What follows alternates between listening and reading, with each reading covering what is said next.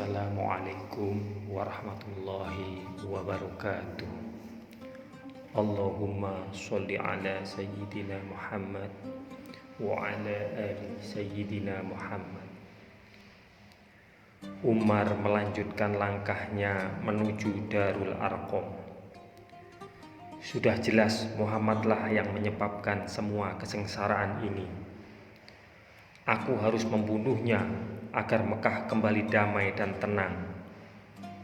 Mengenai Hamzah, aku akan bertarung dengannya.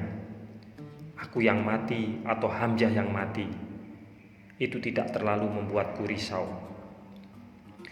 Tiba-tiba lamunannya buyar ketika Nu'aim bin Abdullah menegurnya. "Hendak kemana wahai putra Khattab? Aku akan menemui Muhammad. Dia yang menukar agama nenek moyang kita. Dia yang memecah belah masyarakat Quraisy. Dia memiliki banyak angan-angan bodoh. Dia yang mencaci Tuhan-Tuhan kita. Untuk semua kesalahannya itu, aku akan menebas lehernya. Demi Allah, engkau telah tertipu oleh dirimu sendiri, wahai Umar. Apakah tindak kamu membunuh Muhammad akan dibiarkan saja oleh Bani Abdi Manaf? Tidakkah lebih baik engkau pulang dan mengurusi keluargamu sendiri?" Umar berhenti melangkah dan bertanya tajam, "Keluargaku yang mana?" "Saudara sepupumu sendiri, Sa'id bin Zaid bin Ammar, dan istrinya yang tak lain adalah adik perempuanmu, Fatimah bin Khattab. Mereka telah mengikuti ajaran Muhammad. Urusi saja mereka dulu." Umar segera membalikkan badan dan melangkah cepat menuju ke rumah adiknya. "Kalau itu benar, aku akan bertindak pada Sa'id bin Zaid seperti yang pernah dilakukan oleh ayahku yang garang, Al-Khattab, kepada ayah Sa'id, Zaid bin Ammar. Beraninya dia memeluk Islam, sedangkan dia tahu aku membenci agama itu." Dengan keras Umar bin Khattab menggedor pintu rumah Sa'id bin Zaid dan Fatimah. Suaranya berdentum-dentum keras mengejutkan siapa saja yang ada di dalam rumah. Sudah bisa diduga kali ini akan jatuh lagi korban dalam penganiayaan yang menimpa kaum muslimin. Di dalam rumah, Sa'id dan Fatimah bin Khattab sedang mengikuti ayat Al-Quran yang dibacakan oleh Khabbab bin Al-Arad. Begitu pintu berguncang diketuk Umar, Sa'id dan Fatimah segera menyembunyikan Khabbab. Fatimah segera menyembunyikan lembaran-lembaran yang tadi mereka baca di bawah pahanya. Sa'id membuka pintu dan Umar bergegas masuk. "Suara apa yang baru kudengar itu?" bentak Umar. "Tidak, kami tidak mendengar suara apapun tadi." Seketika amarah Umar bin Khattab meledak. "Kudengar kalian telah mengikuti ajaran Muhammad."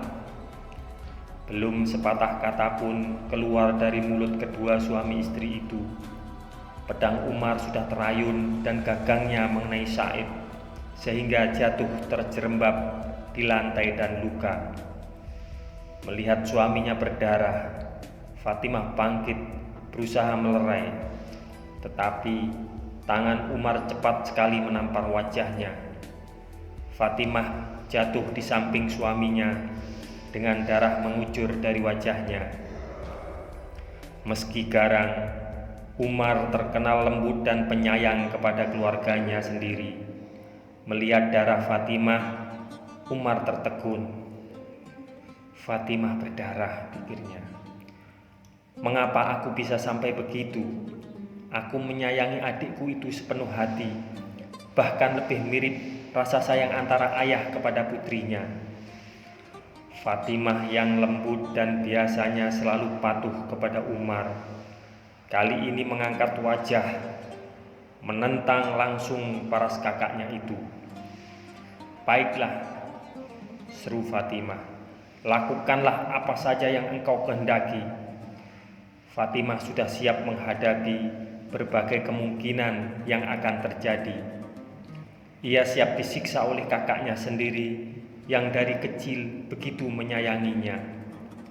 Ia bahkan siap untuk mati. Kedua tangannya terentang seolah siap menerima tikaman pedang Umar ke dadanya. Suatu malam, Umar bin Khattab diam-diam mendengar Rasulullah SAW membaca Al-Quran pada malam hari. Umar terpesona, namun ia berkata dalam hati, "Ah, ini pasti ucapan seorang penyair," bisik Umar. Saat itu Rasulullah SAW membaca surat Al-Haqqah ayat 41. "Wa ma huwa biqauli syairin qalilan ma tu'minun." Dan Al-Quran itu bukanlah perkataan seorang penyair. Sedikit sekali kamu beriman kepadanya. Kembali Umar bin Khattab diam-diam datang ke rumah Rasulullah pada tengah malam dan mendengar Rasulullah membaca Al-Quran. Umar berkata dalam hati, "Kalau ini bukan ucapan tukang tenung, ini pasti ucapan Muhammad, bukan firman Tuhan." Namun sesegera itu juga Rasulullah membaca surat Al-Haqqah ayat 43. "Tanzilum mir rabbil alamin." Ia Al-Quran adalah wahyu yang diturunkan dari Tuhan seluruh alam. Semoga kisah ini bermanfaat untuk kita semua. Wassalamualaikum warahmatullahi wabarakatuh.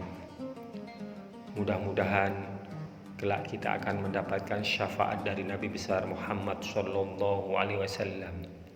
Amin, amin, amin ya rabbal alamin.